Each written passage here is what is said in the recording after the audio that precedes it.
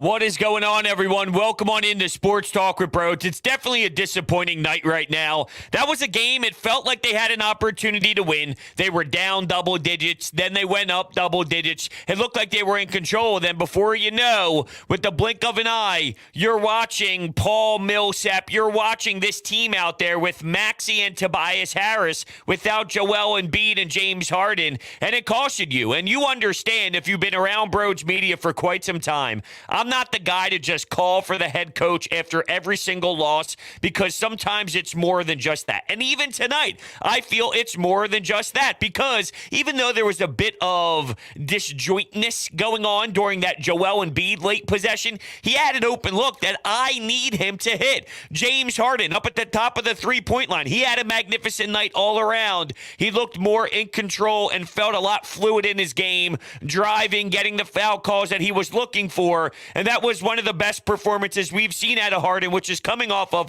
a bad one in Phoenix, but an electric one against the Clippers. So it's been nice 2 out of the last 3 games. But if I see him at the end with an opportunity to drill a 3 with a big up there and he hits nothing but the backboard, I'm disappointed with those 2 with the late game possessions as well on top of Doc. Look, you're not in that position as a whole. To get back to my point, which is I really can't stand what Doc did in this game to try and get some Maxey and Harris minutes. Now, apparently, I didn't hear this live or hear this throughout any sort of media conference, but before the game, Kyle Neubeck put out there that, or was it Rich Hoffman? It was one of the two. And they referenced that Doc Rivers before the game mentioned how this isn't that huge of a matchup. It's just another one. Didn't put too much of a stress or a talking point on this. And I know that he has discussed experience down the stretch on working on some things. And I wonder, and I'm not falling for it, I'm just throwing it out there because I've seen the track record of Doc Rivers to this point. I'm not surprised that it happened. It's asinine and it's a fireable offense, but I'm not surprised because this is sort of what Doc Rivers likes to do. He believes in this concept. I just wonder, though, is it possible that he now recognizes that this is no bueno, and maybe he looks in the mirror and recognizes that this was a painful situation. This was a game-changing situation that bled into the fourth quarter when you took both of your guys out. And he did it earlier, too. The difference was he actually had Niang out there in the early stages, realized that that was quick trigger because Niang wasn't doing well at that point. And then you had to throw Tobias out there, and they wanted to get some Tobias Maxey minutes. But is that something where they're just trying to learn to see if it can work? And this was the growing pains of realizing, we can't live and die by this. This is not something we can utilize. And once again, I'm not going to fall into it and believe that's the case. I'm just pointing it out there, knowing that Doc Rivers isn't utilizing this matchup with the magnifying glass to learn any more about his team when they are out there together. He's trying to figure out certain things that he can or cannot run in the postseason. I'm not believing it. This is me trying to convince myself that it's possible, even though for the 1,000th time, let me make sure it's documented that I don't believe it. I thought Doc Rivers was bad, but I also thought the execution late just from the team, well, maybe it wasn't the most perfect play drawn up when Embiid got that shot, and you got to give credit to the Bucks. And, the Bucks are a difficult task. The Bucks are a team at the top of the Eastern Conference, and these two squads, look, think about it before the All-Star break. You had 2 teams battling, and the Sixers annihilated them. Tonight, Giannis makes an excellent play blocking Joel Embiid. That was an incredible block. He drops 40 points. I can't stand watching Paul Millsap do damage. And here's what I'm not going to get sucked into either, though, because the discussion after the game was Doc Rivers mentioned that he almost went to Paul Reed. Realistically, going to Paul Reed or not going to Paul Reed, my issue is not having Harden and Embiid on the floor, one of the two on the floor at the same time. There should never be a circumstance, now that we understand, especially with how things were playing, which was early action, Embiid couldn't find a bucket to save his life. Couldn't even get to the charity stripe. James Harden took over, but then Embiid started to gather some rhythm, some pick and pop action, able to get wide open looks consistently at the free throw line for a J. He was even hitting a 3 and getting a steal at the same time. It was just unfortunate that Harden jacked up one of his of step-back threes at that moment, which I thought Embiid was kind of, feeling himself and getting that hot meter, sort of like in the NBA 2K. He was cashing in. Maybe you just kind of rock through Embiid at that time. But my point is, you saw the difference in what was going on early when you were down double digits, 4 turnovers, Embiid not making his shots. And then you see the difference. You're up double digits, Harden's balling out, and Embiid is doing his thing. So in what universe would it resonate in your brain to take both of them off the floor at the same time? Now, Tobias did play well. I'm not anti the way Tobias Harris played tonight. There were some late moments that bothered me. You had a foul on the defensive end, which was unacceptable. Missing a 3, late on some defensive rotation. So there was a few things late that I hated by Tobias, but there's still a lot of positives. And even through the loss, and I get it, you need to focus on late game execution, and that goes on the coach for not even putting your team in a position to have to execute that way late, for putting in a lineup with no Embiid and no Harden. But you gotta execute late if you're the coach and help draw up some things that can work. At the same time, I need more out of Harden and Embiid in those moments. They got you there, and without them playing the way that they did, you're not even in that position to begin with. But we talk about a Giannis shot or block shot. We talk about some of the things that the Milwaukee Bucks did late. You're not talking about what the Sixers did. Embiid can hit that shot. Is it the best shot ever in the history of the world? No. But good teams are going to make you get into a different position than you would maybe like to be, but you still have a grade A scoring chance if you're Embiid in that moment. I'm not here to rip apart these two and make it seem like they're major issues. My point is, at the end of the day, these are now 2 tough opponents at the top of the NBA, and your Sixers are going toe-to-toe with them. But the difference right now is during the late stretches and fourth quarter, under 2 minutes to go, 3 minutes to go, the Suns and the Bucks exploited, and the Philadelphia 76ers brick and then the backboard. That has to change if you're going to have any sort of success. That needs to be different. Completely different. Now, before we continue in on the conversation, I got a few things to tell you. I am running a giveaway right now over on Twitter, at Broads Media. You can hit the follow button there. At the pinned top of the profile, I have a tweet that explains how I'm giving away 2 opening day Phillies tickets. You have to follow the account and retweet the tweet. It's that simple. On April 1st on Twitter, I will be announcing the winner, at Broads Media. Make sure you follow there. Speaking of following, if you are new to the channel here on YouTube, make sure you hit that subscribe button and hit that thumbs up button as well. I greatly appreciate all of your support. If you are looking to buy tickets to go to any event out there, utilize the promo code BROADS at SeatGeek's checkout page for $20 off of your purchase. You're basically getting all those fees eliminated right from the jump. I'm giving you free parking, a couple beers, however you want to utilize it. Promo code BROADS at SeatGeek's checkout. And then lastly, TikTok at BROADS Media. We are having a lot of fun over on TikTok, to make sure you check us out there. And the way that I'm going to do this a little bit, I get that I ramble on and I go in so many different directions. I'm trying to add some sort of structure to what we're doing. So this isn't going to be perfect execution. This isn't going to be, I don't know, maybe it's more Joel and Harden tonight compared to maybe Devin Booker and Chris Paul in the fourth quarter. There's going to be adjustments that need to be made. Hopefully I can do a better job than Doc Rivers. But I'm going to be asking myself questions to kind of keep myself in line to discuss certain topics that I want to throughout the game. So I'll start with this. What is Doc doing? And Broads, please discuss the late action. I don't know. I don't know why he feels it's necessary to do this. We have enough information. And Tobias Harris did play a better brand of basketball. Not something that I'm trying to commit to fully and take everybody else off the floor. It wasn't Maxi's best night. As you look at Maxi in the box score and what he provided for you on the floor, 3 of 11 from the field in 40 minutes of run, 7 points and 6 assists. He shot 1 of 4 from deep. Not Tyrese Maxi's strongest effort, and it's not as if he gave you 22, 24, 26, and then you can at least say, well, look at what he was doing out there. He was in control. There were a few takes, right, to the basket early on. He's flying with his speed. I thought Harden had a magnificent pass to a Matisse Thybulle that was basically getting behind everyone like he was a deep threat wide receiver. And here's Jalen Hurts, a.k.a. James Harden, with a beautiful pass over the top.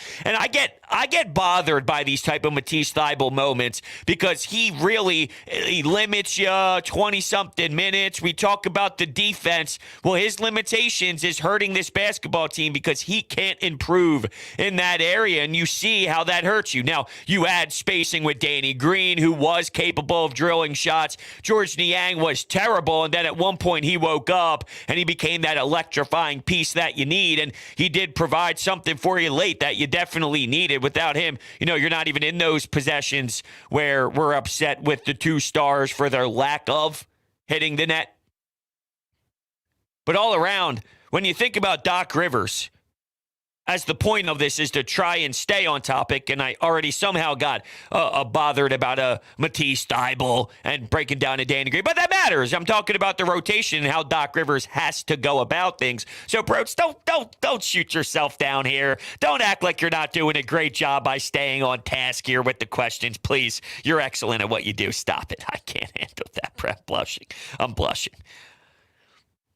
With Doc Rivers, it was never about, is he going to shoot the team in the foot?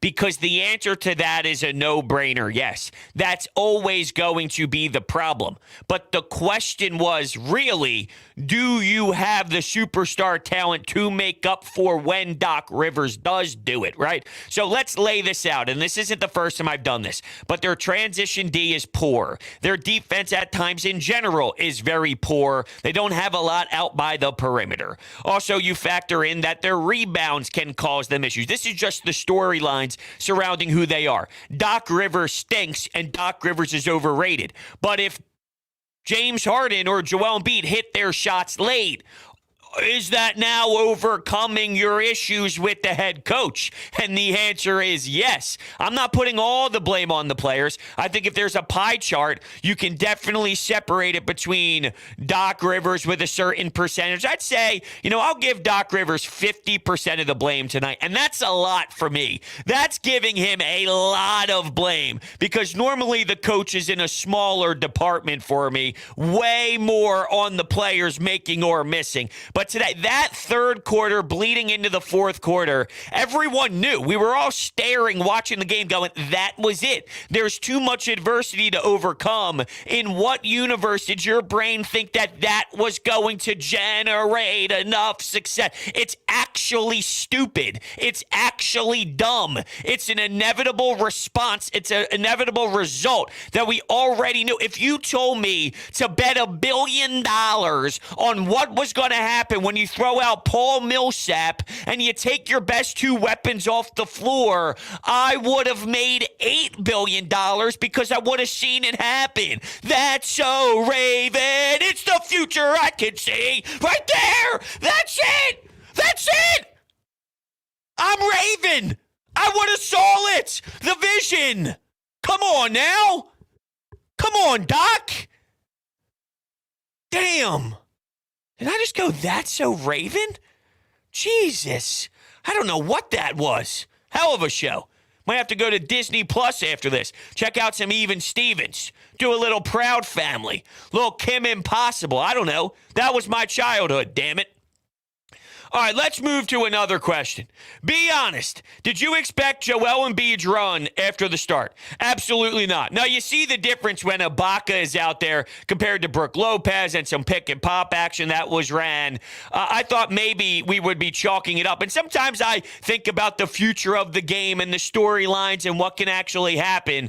And a part of me wondered, all right, am I going to be noting down on my notepad that it's one of those nights for Joel where he gives you 37 against the Suns. You're coming back from a West Coast swing to the East Coast back home. An emotional game on Tuesday night. The Wells Fargo Center is going to be packed, but, you go out west. You fly back. Your body's getting readjusted. Just played some tough basketball. And if you look at his game log as well, just to look some things up here on what some of the latest games have been for Joel Embiid. And speaking of Embiid, that nonsense that we're sitting through right now of the analytics being driven to say, it's sad. It really is unfortunate for Embiid because normally I don't care at all about these accolades, but just like Bryce Harper last year, if he didn't win it, he was getting robbed. And Jokic this year, based off of somehow numbers and Raptor and whatever the hell nonsense analytics you want to throw your way, Joel Embiid will be robbed this season. It just seems inevitable at this point.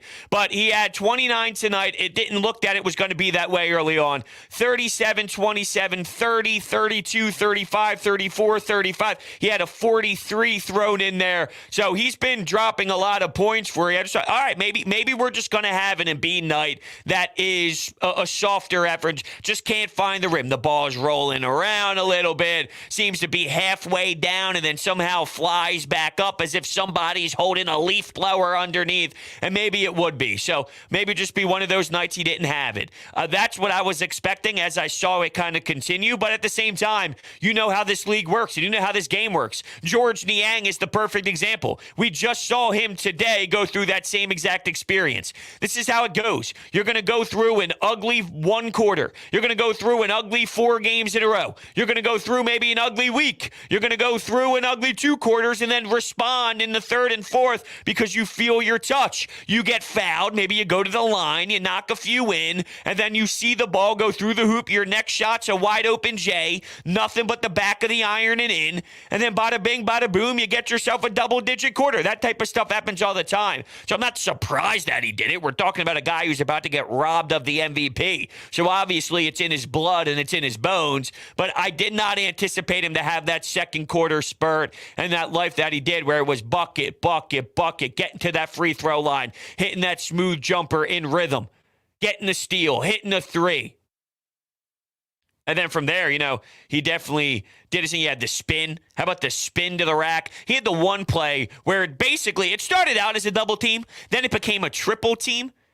As he's on the low block, he faces up, he drives baseline, and then he gets right next to the rim, puts it up, gets fouled. I don't know how he finished through all that contact. It was pretty miraculous, but that's what Joel Embiid has done basically to this point. Joel and Harden, as the 2, need to find ways to be sharper down the stretch, though. And this has been something that we've talked about for a long period of time with the 76ers, with Ben, with Joel. And to be fair, there were different times in Joel Embiid's career.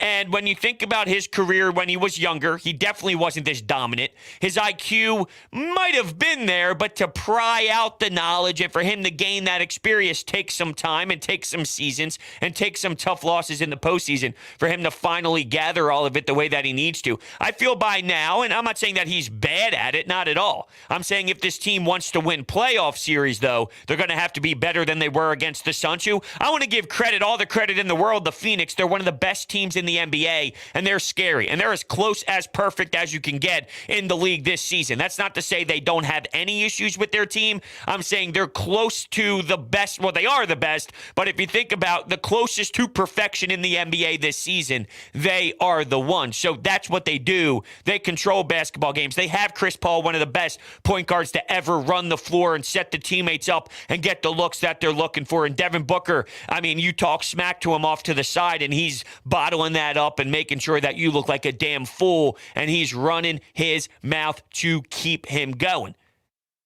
Bucks are a good basketball team, but you're going to have to start scoring more efficiently if you're going to want to close out games in the playoffs, because it just gets that much tougher. We have a couple more questions that, of course, I want to ask myself, but also I will open up the phone lines now to 856-442-9805 is the phone number to get in on the action. 856-442-9805.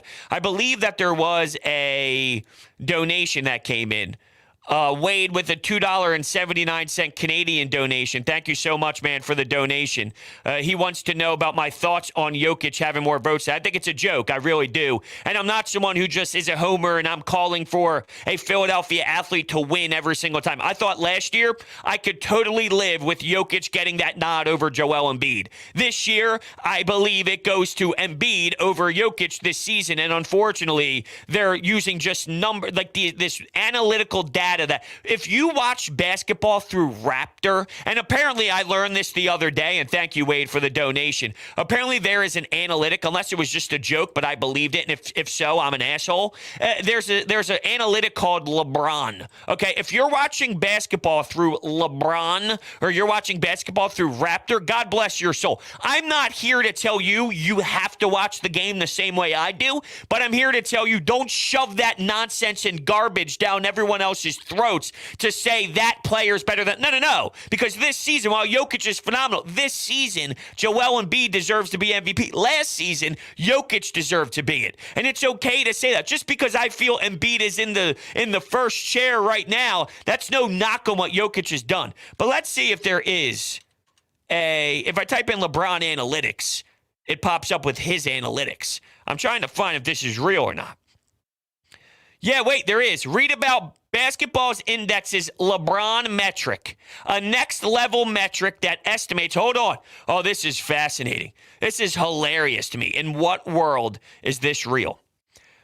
LeBron, one of the most recognized athletes, has inspired across the world the man, the myth, the metric.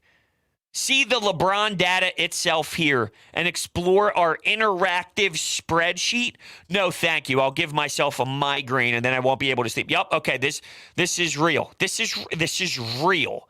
Okay. Jesus. I'm not even anti-analytics. I like analytics in baseball, what the Rays do. I'm actually pro-analytics. This, though, this is hot garbage, and I want nothing to do with it. I want everything to do with everyone listening in the chat, though, everyone calling in, texting into the Anytime Hotline. You guys are all the greatest. Let's go to the phones. Good evening. You're on Broads Media. What's up, Broads? I'm hoping that you're having a good night, all things considered. I am. Thank you for that. I appreciate that. I hope you are as well. Yeah, I mean, I was having a pretty decent day until, this kind of ruffled my feathers a little bit. Can't believe I just said that. But, man, Doc Rivers, man, I'm not sure. I mean, look, I'm not sure if this guy's going to work in a 7-game playoff series. I mean, I don't know. I'm just trying to gather my thoughts together about this. And, wow, you can't really excuse him starting off the fourth quarter without Embiid and Harden on the bench, and those late game timeout scenarios and close games, they're comical at this point. Like all he does is give it to the star player, and let's just see what happens. But that's the NBA, though, to be fair, and I appreciate the phone call. In the NBA, getting it to your best player and say, go make something happen, I'm not telling you that there's nothing else involved, but getting the ball to your best players in the NBA is what you're supposed to do. And I actually, I think Doc Rivers gets the blame. I agree with you, with him, with the fourth quarter start. That is terrible. That is an unacceptable decision that definitely played a massive role in the Sixers losing today. They had a nice lead. They were in a comfortable spot. Not that the Bucks can't come back from any point at any point in a deficit when you're watching a basketball game. Of course they can. They're a very skilled, talented team with Drew Holiday as a nice player, as Chris Middleton, who we know can score the bucket. Not that he had the most excellent shooting day in the world. He shot 8 of 17 for his 22 points. But if you give these guys chances and give these guys possessions, they can make you pay. They have that type of firepower. So even if you're up 10, if you're up 12, the Bucks are never out if it's the third quarter, back end of the third quarter. They're always going to be involved until that last buzzer sounds. So Doc Rivers was putrid for the fourth. While I don't love Joel Embiid's the second to last shot. It was the last shot for Joel other than the block. So I guess it was the second to last shot of Joel Embiid as well. But you had the Embiid jumper. You had the Harden jumper.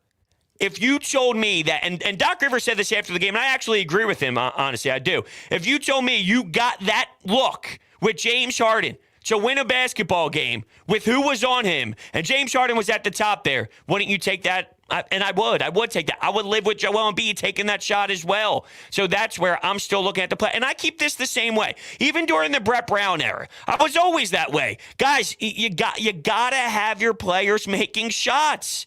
So when I talked about that pie chart, I'll say 50 Doc, 25 Embiid, 25 Harden. If I'm talking about late game moments.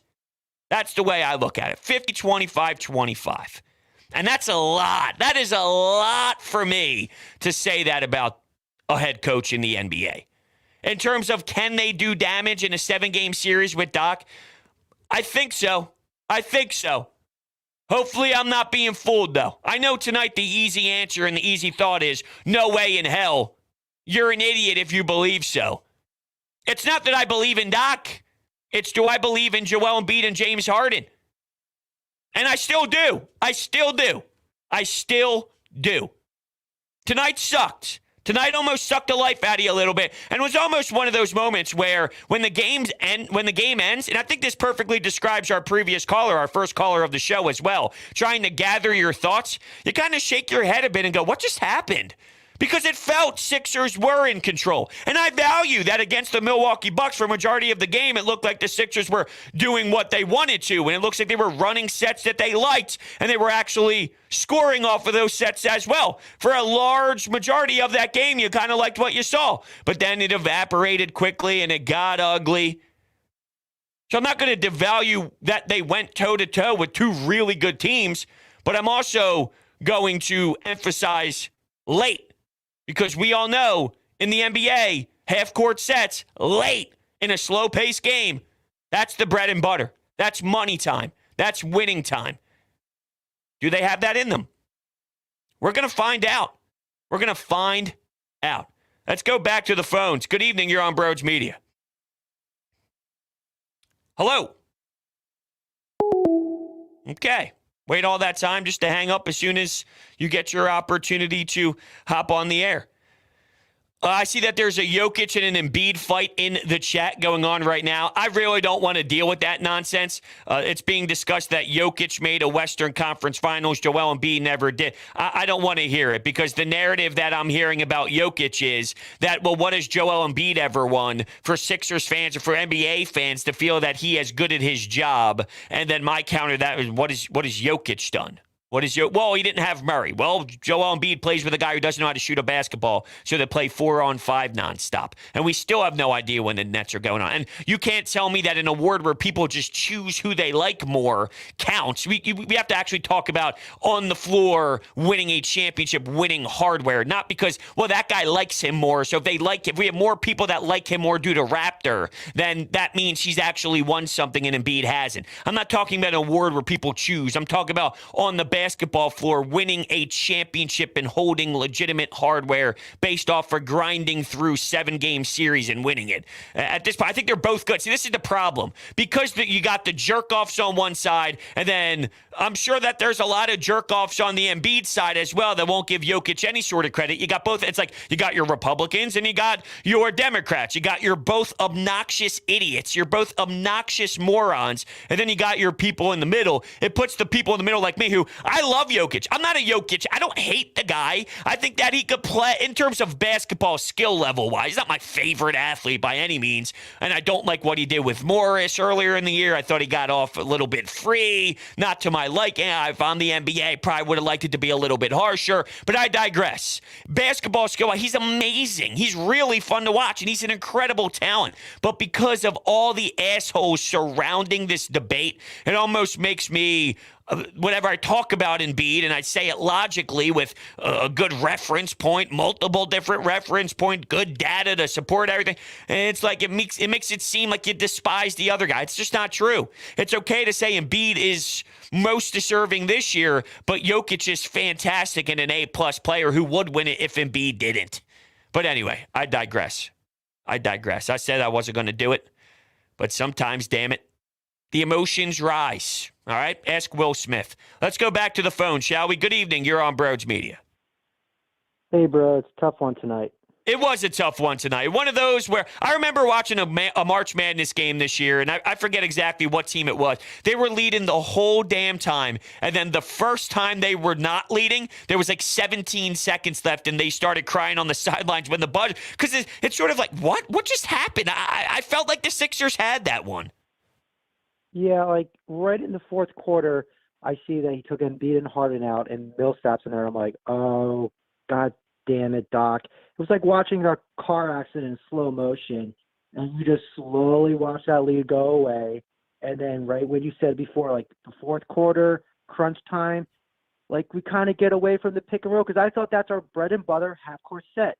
Do the high pick and roll like we did kind of like right before the end of the second half, and I thought we just got away with it, and it's like here, just I felt like I just got sucker punched in the stomach watching it. For sure, and it gets frustrating, and thank you so much. That's a good call. The problem is we know that they have the most skill that we've seen in quite some time when you look at the top echelon of your roster, and even a Maxey who didn't perform very well today, but based off of what we've seen in years past and where you're at right now, Embiid being the best that we've ever seen Embiid, matching it up with a real point guard who can run a pick and roll like you alluded to, or a pick and pop. That's what Embiid was always about, and then you implement the pick and roll as well. You think about those two and how much confidence you should feel with those two on the floor, and how at the same time it somewhat feels the same way as it did in years past when they had inexperienced players and when they had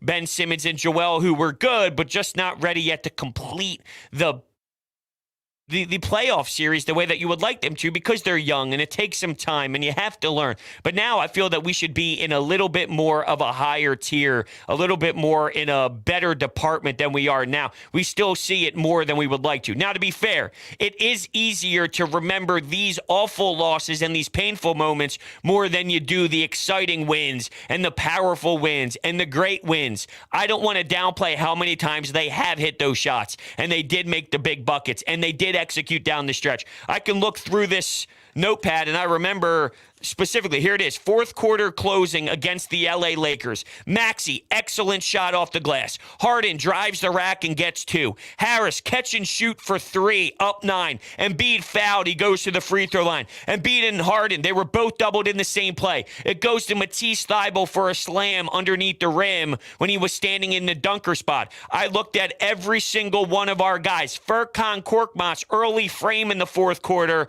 He had his foot on the line and we thought it was a 3. It ended up being a 2. The Sixers went up 7 when the Lakers had a bit of noise, and it was a nice, not a too much of a nosebleed to stop the bleeding, but it was an important bucket at the time. And that's when I'm noting that most people, that just goes over their head. Well, they beat the Lakers. They should beat the Lakers. Who cares how the fourth quarter went? No, that stuff is still valuable. That stuff still matters, that you can roll through each part of your team and mention an angle where they were very important to the victory. That happens a lot. You don't remember them as much as you do these ones because you learn a lot more from painful moments. You learn a lot more from adversity than you do against the moments I say, good, you did what you were supposed to do. I had a head coach, and I always thought that this was a horrible way to go about things. His philosophy was, you don't ever look at film at the things you do well. You always look at the bad stuff. What are you supposed to fix? What you do is what you do well. Like, what you do well is what you do well. You should be. That's part of your job. So you should never go back and reference good moments. I think that's awful. That's terrible. No, good job, guys. This is what you are supposed to do. So then when you're running the same action and you're going up the floor and you got a similar set or the same set, hey, guys, remember what we just looked at in film a day or two ago? Let's do it again. That's our sweet spot. That's what we like. That's one of our meat and potato sets that we can groove through with ease. I think it's fantastic to bring that stuff up. But to put it in perspective of us right now, there has been a lot of fourth quarter moments that Embiid was the difference in you winning because he was stellar. Now, James Harden came over after the deadline, and he's been up and down. He's been a little bit all over the place, if I'm going to be honest, and that is a question I want to get to that I'm going to ask myself at some point throughout the show about James Harden tonight. But I do want to go back to the phones. You guys are holding on patiently, and I greatly appreciate that. Good evening. You're on the air. Hello. You got to mute your YouTube stream and speak on the phone. Hello. All right, lost your chance. Lost your chance. All right, so what we have here is, what is the difference between Harden tonight and what happened Sunday versus the Suns? Well, one part of that, the number one part of that is the Suns are just nasty. The Suns are a nasty basketball team, and that's what they do. They are lethal. They are scary. I am afraid of the Phoenix Suns. They are an amazing basketball team. Now, they're not impossible to beat, but realistically, you see, damn, they do things at an electric pace, and their execution is right on the money. Another part of this, though, is when they made the trade, there was national media attention all over the world. There was so much going on about James Harden. And there are some that point out that James Harden is not what he used to be, and he does have some tough spots throughout games. There is legitimacy to that. I think what we need to do, we talk about expectations all the time. What's fair? What is a fair expectation for Carter Hart for the Flyers? What's a fair expectation for Kyle Schwarber for the Phillies? What's a fair expectation for Jalen Hurts and Nick Sirianni next year? We always need to find a good balance of what we should expect for the ceiling of someone and for the floor of someone, and what's the middle ground. With James Harden, his ceiling is dynamic. His ceiling is incredible. You saw against the Clippers specifically, and again tonight, what happens when he doesn't take himself emotionally out of the game and he stays within the baselines. If the refs start calling things that he doesn't like, sometimes he gets out of the game and he's now lost mentally and he doesn't feel confident and he's always looking around, he's throwing his hands up, and he's not staying within the mindset that he needs to for this team to play better. He just has to battle through that type of stuff instead of letting it affect him truly. But we have to be real. When we talk about expectations, whether we like it or not, that is part of the James Harden experience. Now, so is the opposite, which is game-changing talent, which is unbelievable shots from three, which is step-back 3-4-point play, which is driving past the defender, hamstring looks smooth, and he goes up and finishes at the rim, through contact, goes to the line. What's the difference from tonight and Phoenix? I think a part of this, too, is sometimes, and we've all been through it as previous athletes in our lives, sometimes the hamstring feels good on one night, and then the next night it's sore, and the next night it's tight, and the foam roller hit different on a Tuesday compared to the Thursday. Maybe tonight it just was in a different spot. It just felt a little bit better. It felt a little bit looser. He felt a little bit spry. We can't pretend like that's not part of it as well. What we need, though, is for every one of the 2 for 11 type of nights where he's out of whack and he's not in rhythm, we need 4 sharp games. Now, when you say sharp, 1 could be superstar 30 plus, and then 3 could be 25, 12, and 7, right? Because I have seen very solid structured games out of Harden where he hasn't necessarily given you 29, 30, 31, but he give you a good, efficient 24 mixed with 11 dimes and maybe 7 rebounds and gets to the line a good portion as well. It doesn't have to be blowing you away with just a dominant point total, but there's a lot of different ways as a floor general for you to put your will and your determination out there. With that said, though, I also need him to stay aggressive because I hate the nights where he doesn't shoot the basketball enough totally at the same time. So he finished with, I don't want to pull up Flyers stats now, as they lose 4-1 tonight in Minnesota. James Harden shot the basketball, 17 times? 12 free throws as well. So double-digit free throws. Embiid only to the line 6 times. That's crazy. And as great as Tobias played, he needs to do better shooting from distance. 2 for 8. Now, 8, if you want to look at the positives here, 8 is a lot. 8 is a good total for him. Maybe a little too much, maybe. But the idea is he's shooting the basketball with catch and shoot quickly. He's learning his role now with the new system, and he's not afraid to catch and shoot. Harden needs to work on catch and shooting. I wonder how much of the pressure of realizing Embiid was starting the game off slow did Harden have to then go, all right, it's my time. Hey, I see Embiid's 1 for 6. I see Embiid hasn't been to the line yet. I got this squad. And it shows you what happens when he turns it on. I feel that some games in the back end of this regular season, we've gotten a James Harden that's like, just another one of those, which at times I have that same message too, so I can't be a hypocrite because I know that's how things are handled in the NBA nowadays. 82 games, it is what it is for some of these guys. Is there going to be the knob turned up to fire mode when the postseason comes? Now, I'm sure a lot of you are screaming, absolutely not, look at his track record. But I also feel, just like I was alluding to earlier, you only remember the bad moments. You don't remember all the strong ones of his postseason career, which there are a lot of too. But this whole James Harden and Embiid thing, I'm fascinated to see what ends up happening here in the playoff stretch, who they match up against, who they see. What's their road to the Eastern Conference Finals? Where does everybody else land? As much as I'm not going to learn any more about this squad, which is true, no regular season game is going to change my opinion on who they are. There is a lot to be said about where teams are going to line up. So watching the movement every single night, it's getting bonkers. That angle is interesting. The games, I'm more in the just get me there. Get me there. Please. Please. All right, back to the phones. Good evening. You're on the air. Hey, bros, it's Nolan. How are you doing tonight? I'm doing well, man. How are you doing? I'm doing okay. I'm actually driving home from the game right now. First of all, I want to say that it was a really tough loss for the Sixers tonight, but this honestly felt like a playoff atmosphere for me and for most Sixers fans. Out of the 25,000 people inside that arena, it felt like 40,000 people because of how loud it was in that building.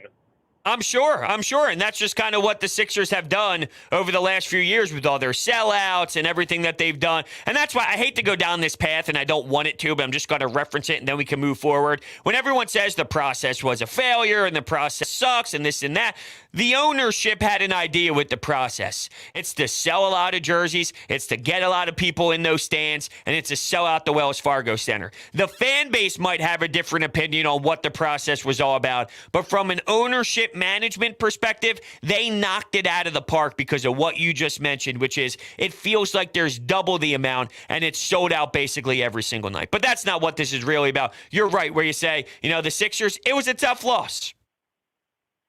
Yeah, it definitely was a tough loss indeed. And after seeing Giannis Antetokounmpo for the first time in person, oh my goodness, this guy's an absolute beast. Watching him running up and down the court and going down for monstrous slams. And my question for you is, where would you rank him among the list of the top players in the NBA right now?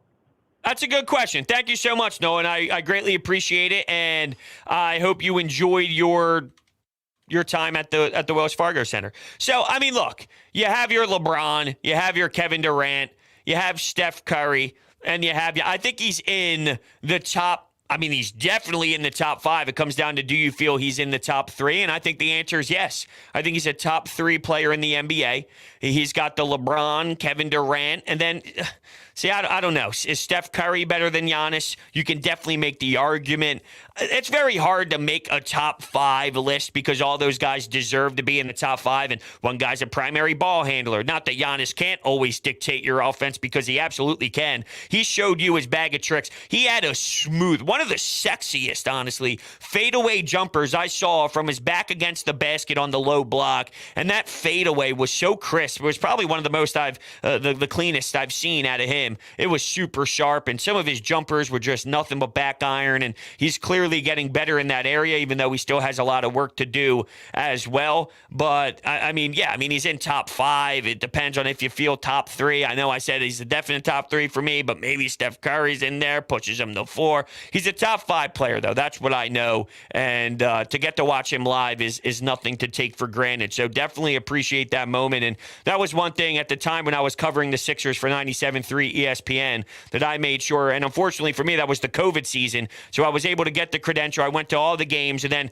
the season just stopped. I remember being there in the building the night everybody found out. I'm driving home, and we're hearing about this new sickness in the NBA. I'm like, NBA shutting down. What the hell is going on? But I remember as I was sitting there right underneath the basket, being able to watch these players, I did not take it for granted how unbelievable these skill sets are. And when you get to watch it that close, you appreciate it in all. Like, there's no way in hell that this is real. There's no way in hell that this is in their repertoire and they can consistently cash in the way that they do. Because when you see someone get hot and you see someone explode, go for 40 plus, it don't make any sense. It don't make any sense at all. I appreciate all the phone calls, though. Loving the rapid fire style of calls tonight. Let's just keep it going. Hello, you are on Broads Media. Hey, what's up, bro? Hey, what's going on, man? Hey, just real quick. There's only 2 teams in the league I don't think we have a chance to get against, and they're in the West Coast. Anybody in the East, I think we can beat. I mean, but the players just got to play up to their potential, and Doc got to coach better. Whether he can do that, I don't know. The 2 teams I'm talking about is the Suns and the Grizzlies.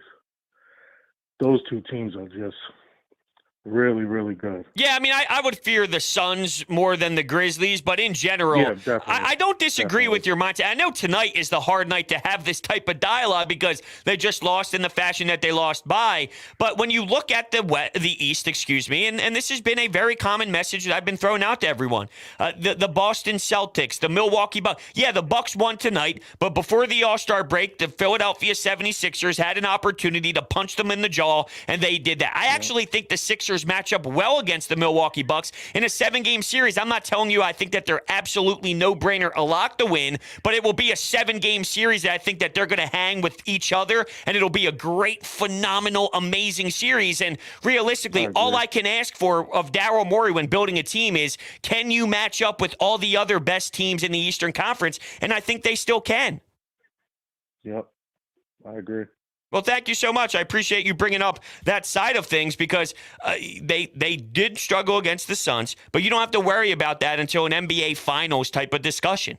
You think about the Bucks. I like the matchup against the Bucks. Tonight they just fell. Tonight they lost. In a 7-game series, I see this going 7 games, and the Sixers have a chance to actually win it. It's going to be a dogfight. It's going to be tough. It's going to be hard-nosed. You're going to try and make adjustments. Now, next game, you don't go to that trash can of a lineup. That next game, you don't do Maxey and Tobias Harris. Is the outcome the same exact way? Look, when your team looked awful, 4 turnovers early, Joel Embiid looked bad, you were down double digits. When things were actually running well, Joel Embiid making his shots, 2-man game between him and James Harden. When you think about Serge Ibaka compared to Brook Lopez, things working out that way, you were up double digits. It's not as if there's an impossible, there's no recipe, and it's impossible. There's no sort of blueprint at all. There definitely is.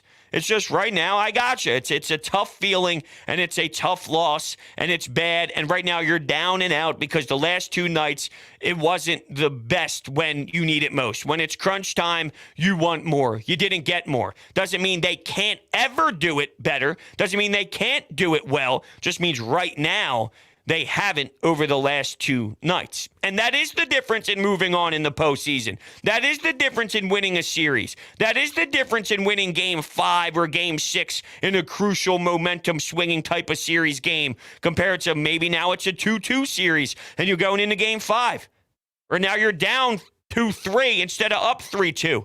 Yeah, it can come back to bite your ass. No doubt. And it may. It may. I'm not running away from the fact that maybe Doc Rivers does hold you back enough. Maybe your bench is too thin. Maybe your defensive rebounding does hurt you that much. Maybe it does. Maybe it does.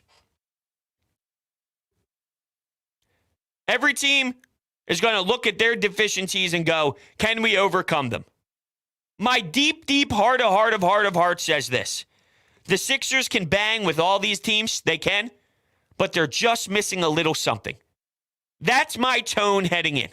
I'm not ruling anything out. I've seen crazy things happen in sports. I've seen wild rides occur. I've seen guys get hot at the right time.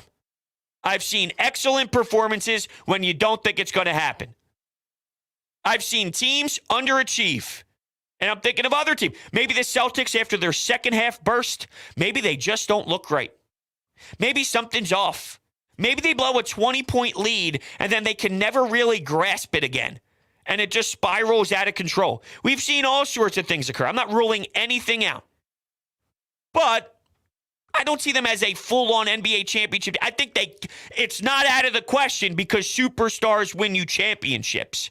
They do have the superstar talent at the top to compete with all the other teams.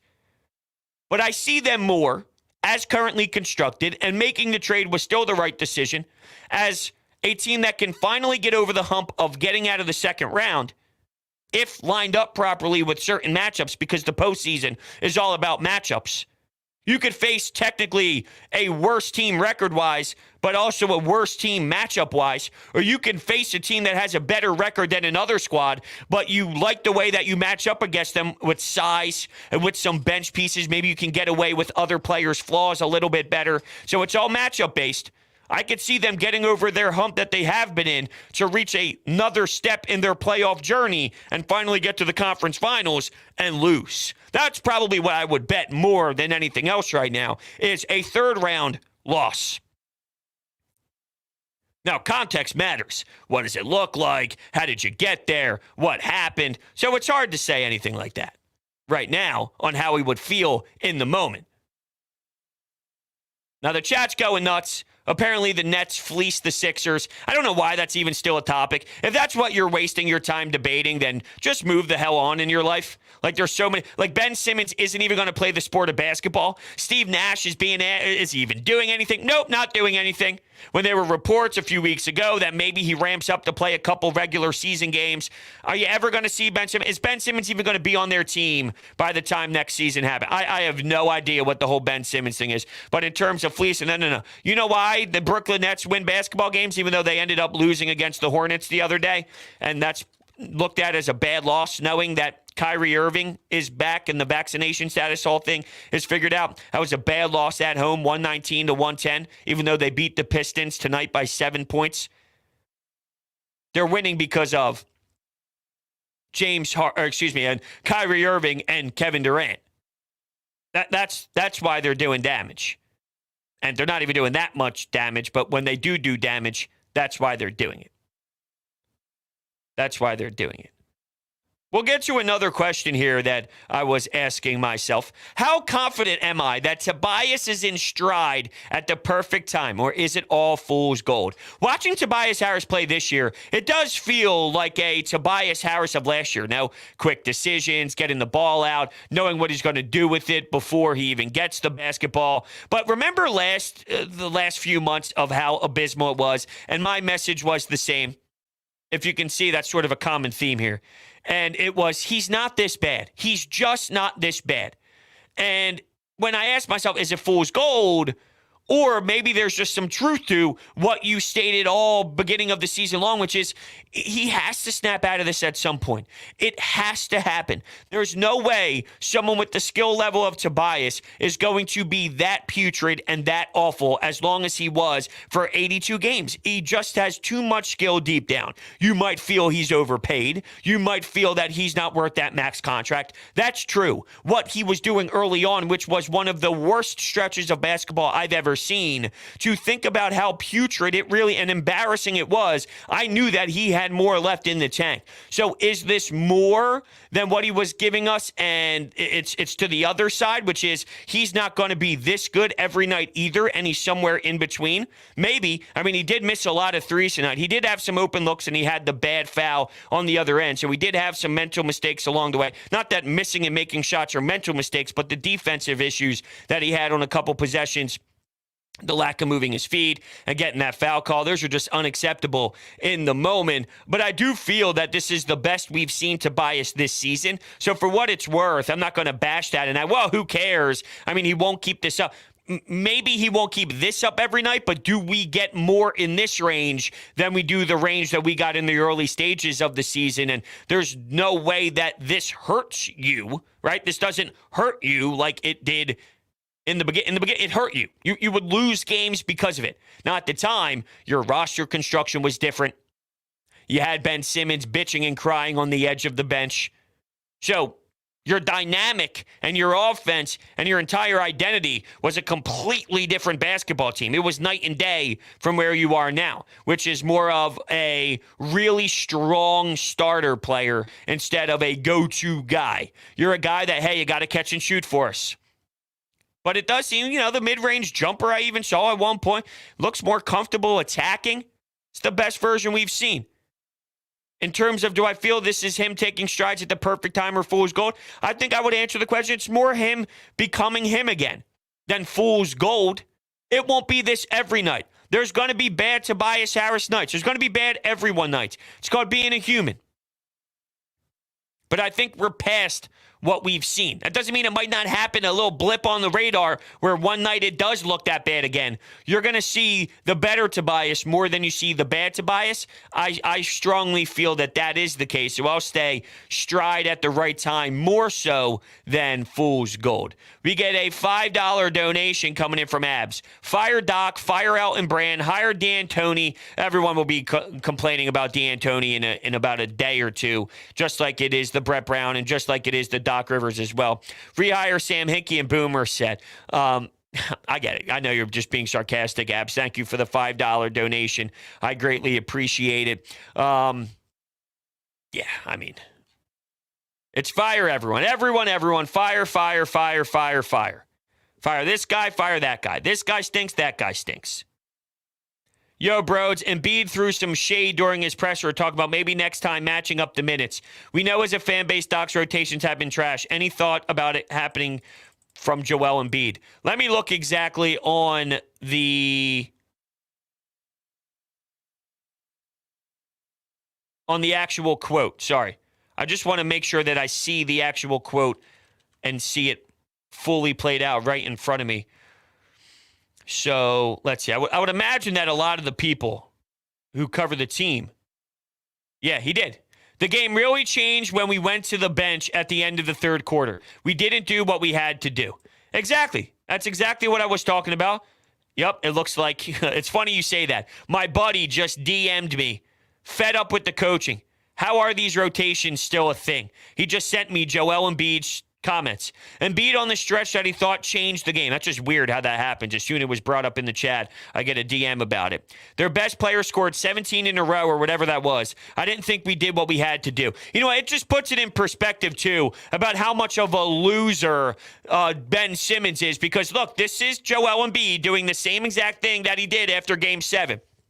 What happened, Joel? What did you see? Well, this is what I saw in the game. The game changed when, and he's just referencing what occurred on the basketball floor. I don't have a problem with it, with it whatsoever, and I actually think that this is very important for Doc Rivers to maybe open up his ears and listen to his players and listen to Joel Embiid. Hopefully, this changes things. Hopefully, we realize that he realizes that this is not going to be something that we can continue to do moving forward. So I'm happy for Joel. I think it's the right thing for Joel Embiid to do. And maybe, hopefully, we pray that now Doc Rivers elects to try something different, like keep Harden and Embiid on the floor at the same exact time. There's just no way in hell that should ever happen. Now, I always discuss how there's a difference between regular season and postseason ball. When you look at the way the minutes were distributed tonight, you'd have to imagine that in the playoffs, you're going to be seeing high 30s for a lot of your starters. Embiid played 39,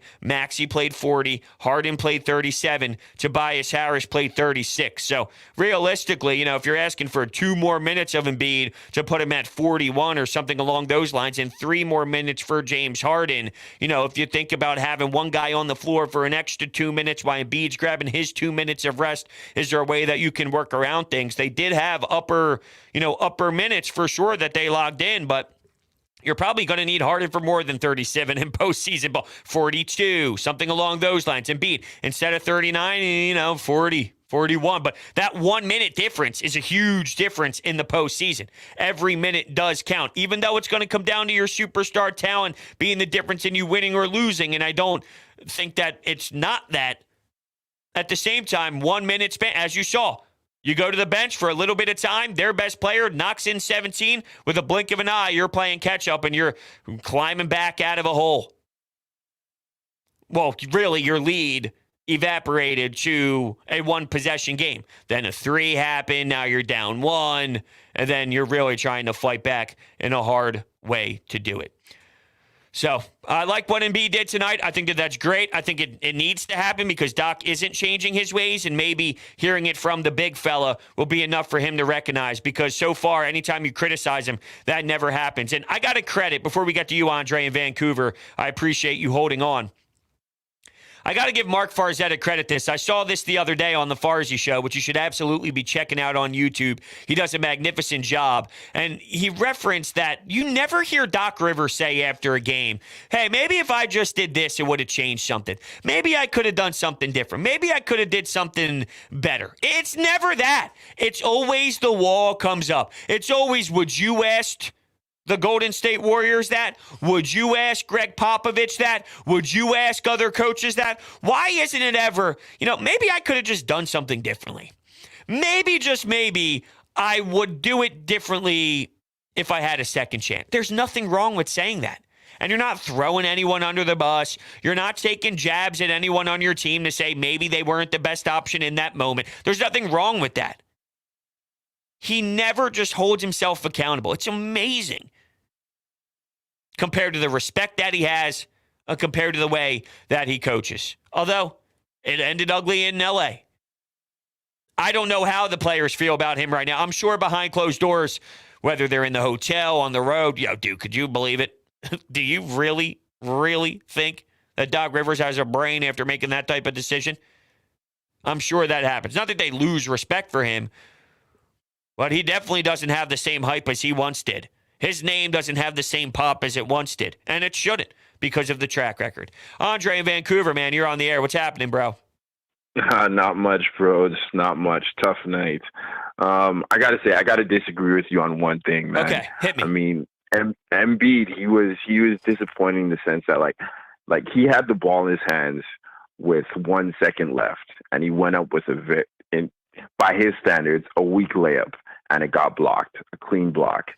And then after the game, he sort of, blames the bench for not playing well, blames the coach for not matching up minutes. And to me, it's kind of disappointing, right? I mean, especially for you when you're the leader of the team and you have a chance to tie the game and you blow it.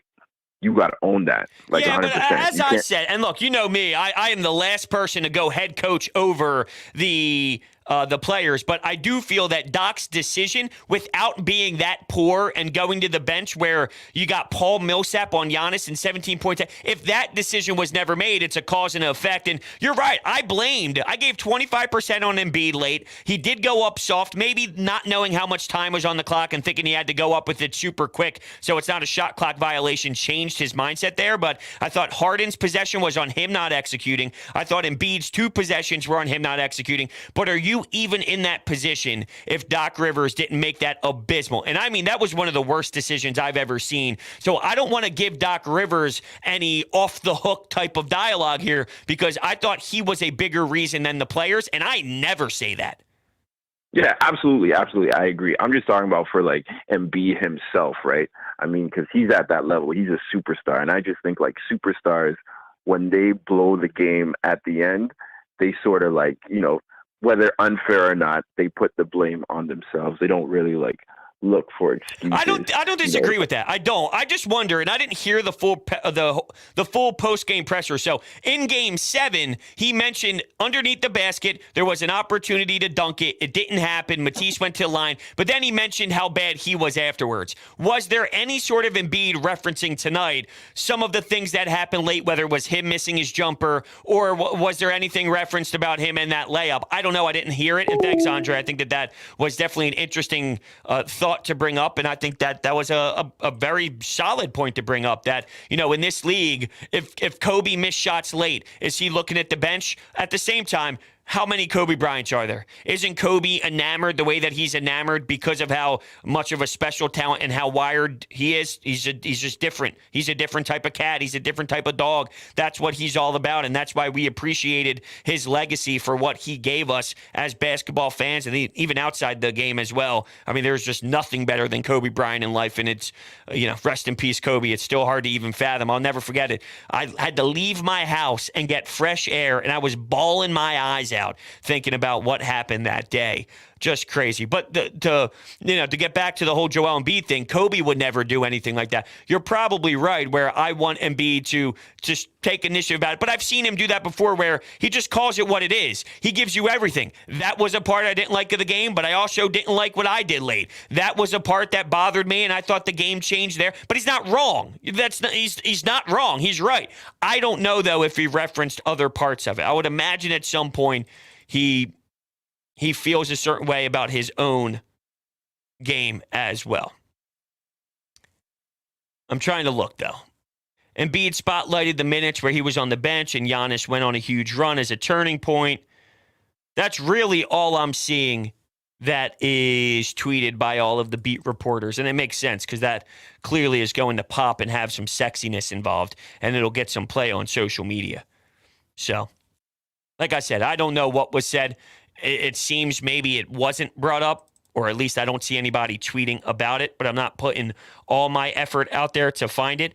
But regardless, if you just want to look at it from an angle of not even referencing another point with the bench and just looking yourself in the mirror, I don't hate it. I see where you're coming from, but I'm not bothered by Joel Embiid pointing out Doc Rivers' flaws because we desperately need him to get better. We need Doc Rivers to get better. I have more trust in Joel Embiid pushing all his buttons correctly more than I do Doc. And if this could maybe help us get into a stronger area with Doc, and this is a superstar player holding his coach accountable, which he never takes the responsibility himself. If someone else has to call him out because it's a superstar talent-driven league, well, then so be it. So be it. I don't have a problem with it. I'm okay with it because I know Doc Rivers does have to change. And if this is him taking a swing, then God bless him. If it's a swing and a miss and Doc doesn't change, well, then that's on Doc Rivers. But if I get my best player to make a statement out loud, because that has to happen, right? If you go out there and trot out a Harris and a Maxey again, when Embiid and Harden are sitting on the bench, not on the floor, you are constantly going to be demanding more than you need to. This coach always shoots the team in the foot. Not always. More times than he should, though. Way more times than he should. And if this is Embiid trying to limit that, I don't got a problem with it. Back to the phones we go. Hello. Welcome. Yo, bro. Yo. What's going on? It's me, Nasty. Yo. Listen, What's happening? Joel is 100% right. It was a part of the game right before he had that offense on the bench. He had Hart. They pulled Giannis out. He was on the bench. We had Harden and Embiid still out there. And then I knew that was going to clash because when Giannis came back, then you had to pull both of them out. That's what B means by matching the minutes. He didn't match those minutes.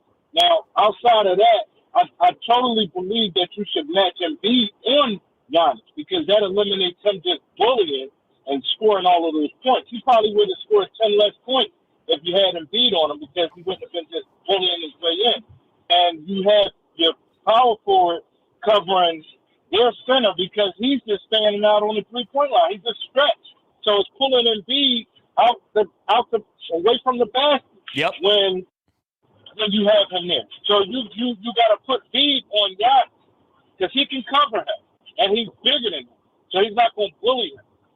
I actually like that matchup a lot, to be honest with you. I guess is the argument here, just to look at the other side, not that I fully believe it, because I feel you can utilize that matchup to your advantage, maybe more than they did, but is it, if you have to utilize Joel Embiid defensively on Giannis more, it may now limit how much explosion you can get on the offensive side. So you're kind of playing that balance of, yes, I like Embiid defensively there, but I need to find a way to maximize his burst on the other side at the same time. I don't know if I necessarily believe it. I think there's something to it, but I'm with you where I kind of want to see that matchup more than they gave it to us. I'm doing it when I can. I don't have to do it from start to finish, but I'm doing it in that moment when he scored 17 points in a row. I'm doing it at the end of the game, and then I'm flopping it. I'm matching it. I'm not doing it the whole game. Right. Because you probably foul Joel out if you do that. But I'm doing it when I need to do it. That's how you shut that down. That's like double teaming that.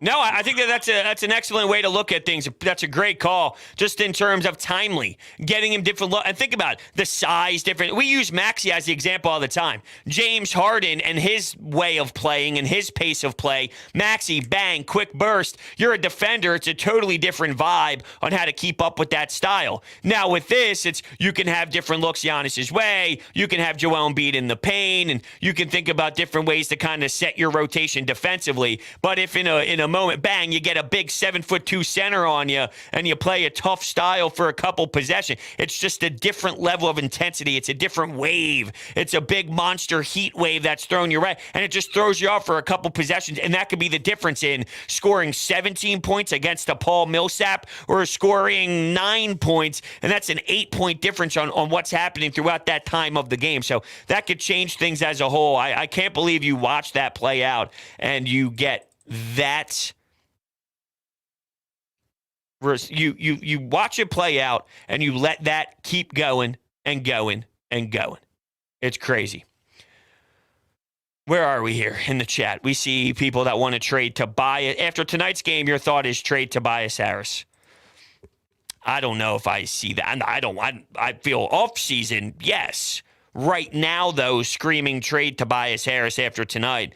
I thought he had a good night tonight. A couple moments that I think needed to be better, but all around, right now, based off your circumstances, he's playing the best Sixers basketball he's played this season. So I don't know if I necessarily feel like that's my takeaway in today's game at all, to be honest. With that being said, though, I think we're going to shut things down here. I greatly appreciate all of you hanging out with me. Remember, hit that subscribe button, hit that thumbs up button as well. And then over on Twitter, @Broads Media, we're giving away Phillies opening day tickets. It's pinned to the top of the profile. Follow the account. Hit that follow the account. Hit that retweet button as well, and that will have you entered to win April 1st, this Friday. I will be selecting the winner. With that being said, everyone, thank you guys so much for hanging out with me, and I